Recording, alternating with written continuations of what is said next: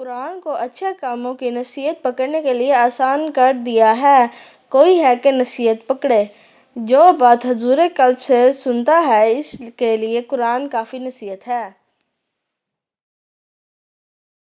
جب کوئی تم کو دعا دے تو تم بھی دعا دو، اس سے بہتر یا وہی۔ اللہ کی پناہ مانگو ایسی دعا سے جو سنی نہ جائے۔ اللہ تعالیٰ دعا کے ساتھ اجابت عطا کرتا ہے۔ خوشی صرف فتح ہی سے نہیں بلکہ فتح کے لیے جدوجہد کرنے سے حاصل ہوتی ہے۔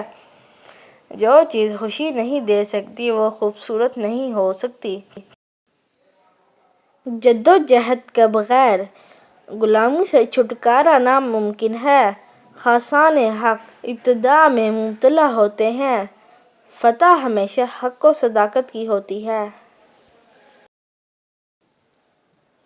جدوجہد ہمیں زندگی میں آگے بڑھنے کی صحیح ترغیب دیتی ہے، اور جو لوگ اس سے گھبراتے ہیں انہیں چاہیے کہ جنگل کی راہ لیں۔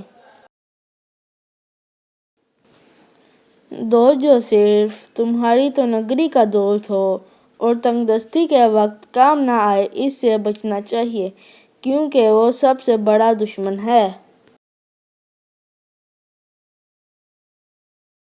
تنگ دستی گناہوں سے بچاتی ہے اور تو نگری معصیت کا جال ہے۔